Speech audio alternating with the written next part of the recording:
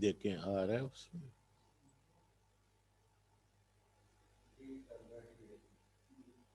आ गया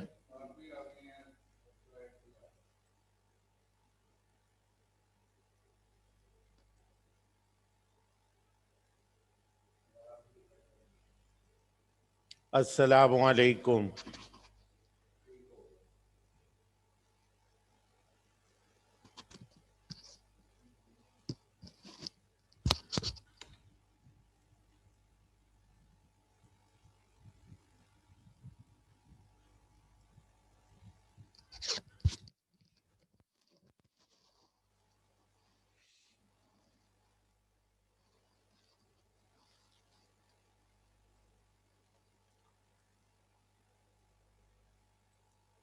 ये आ नहीं ना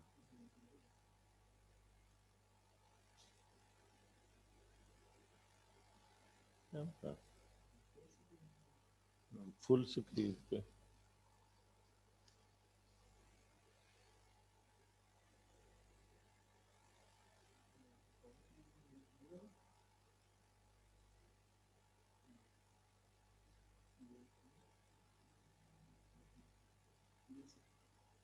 हम्म?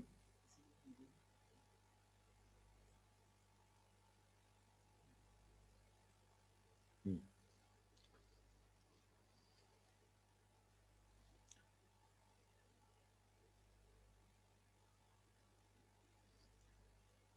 जी अस्सलामु अलैकुम जी सो in a few minutes we'll go through some of the interesting points which we can learn to while doing Doppler ultrasound. And then afterwards, we will start with the patient demonstration, which is the main, what should I say,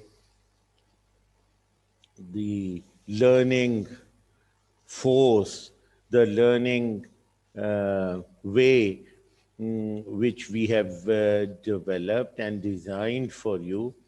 And we believe that it is the easiest and the strongest method of learning the technique of ultrasound, interpretation of the images, producing good images, each and everything while you are sitting there with your patient and all the discussion which you are doing with the patient, taking a short history, and then doing according to the problem of the patient, doing an ultrasound examination to furnish all the details which our referring consultants would like us to furnish.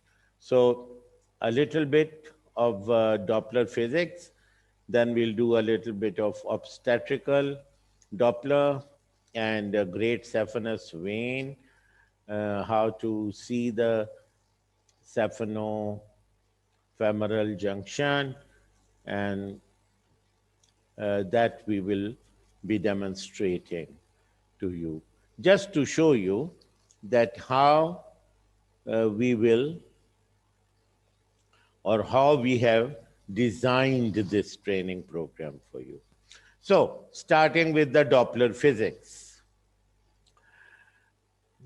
When an ultrasound beam enters the body, we all know that ultrasound is a type of sound wave. It is a mechanical wave. It, when strikes a surface, a part of it is reflected back and a part passes through that tissue and then strikes the other tissues lying ahead. So, right from the skin to the retroperitoneum, each and every surface, each and every cell which comes in its way, it will be reflected back from it, and a part of it will pass through it. So, that is actually the physics of the normal gray shade ultrasound, in which we see different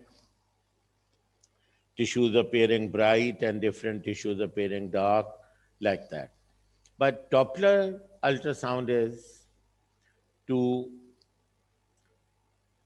get the information of those ultrasound waves which are falling on the moving RBCs.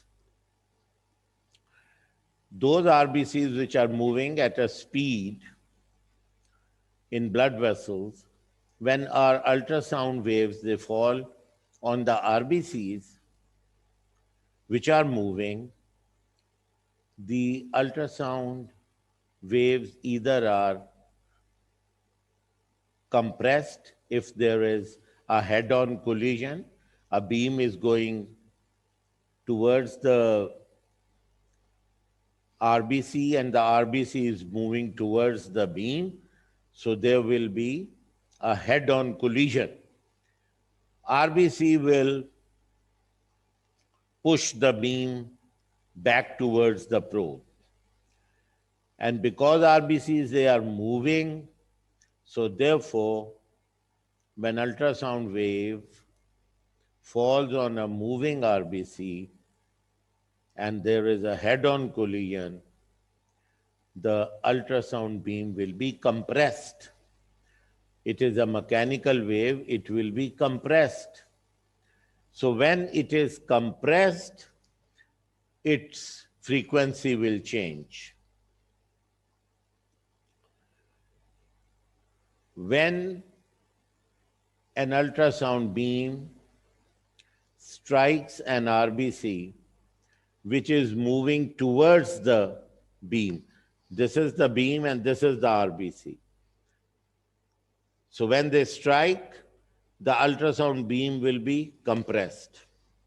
But if an ultrasound beam is moving in this direction and the RBC is also moving in this direction, when the ultrasound beam strikes the RBC, now it is not a head-on collision. It is a tail-on collision. It is striking the RBC from behind while RBC is moving in this direction. Remember, RBC can move routinely at a speed of 100 centimeter per second. That is the speed. But an ultrasound beam is moving at a speed of 1.5 kilometer per second. So there is no match. The RBC is moving very slow as compared to the ultrasound beam. That is moving in centimeter per second. And the ultrasound beam 1.5 kilometer per second. You can imagine the difference. So therefore, whether it's a head-on collision or a tail-on collision, both collisions are very severe. But one thing is that when a head-on collision is there, the ultrasound beam will be compressed. But when a tail-on collision is there, the ultrasound beam will be pulled towards the RBC. And the wave, ultrasound wave, will be elongated, stretched and elongated. In both situations, whether it is compressed or elongated, the frequency of ultrasound beam will change when it strikes the RBC. Now, this change in the ultrasound beam is called Doppler shift or Doppler effect. When an ultrasound beam strikes a moving RBC and as a result its frequency is changed because of compression or decompression, the result is a Doppler effect, a changed frequency. With this change frequency, when this ultrasound beam will go back towards the probe will smell the change. And that change will be shown to all of us in the form of a color. If it is a compression head-on collision, the color will be red. The change will be called a positive change. If it is a tail-on collision, the color will be blue, whether it is an artery or a vein. A tail-on collision color is blue, and it is called negative effect, elongation of the beam. And when it is a head-on collision, the color is red. So, my dear,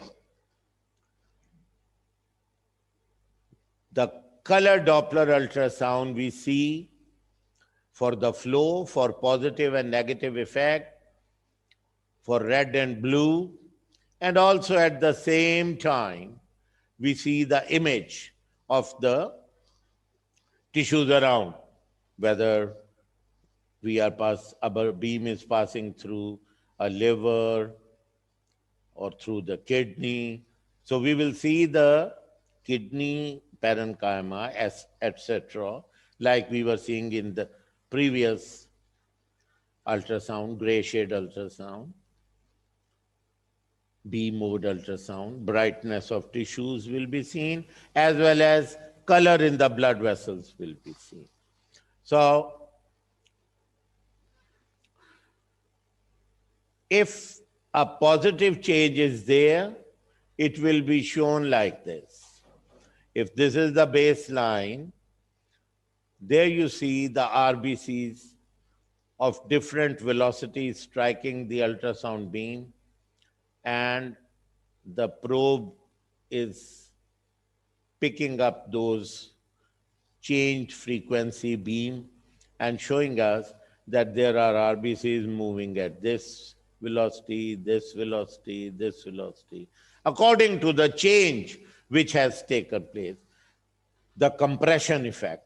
If it is a positive change, we will see a spectrum like this. So this so-called spectrum, it shows us the blood flow, the RBC's velocity. Some RBCs are moving at this speed. They are striking the beam hard. So therefore, the Doppler shift is too much. Some are moving at this speed. Some are at this. Some are at this. So with the systolic push, the RBCs will move fast. With the diastolic fall, when the RBCs, they are slowed down, you will see a drop. Again, a systolic push, RBC's velocity is increased, and the compression effect and positive shift is there, and then there is a diastolic fall. So in this way, RBCs move at a high speed, at a low speed, at a high speed. At each and every step, they change the compression effect, the severity of compression is changed.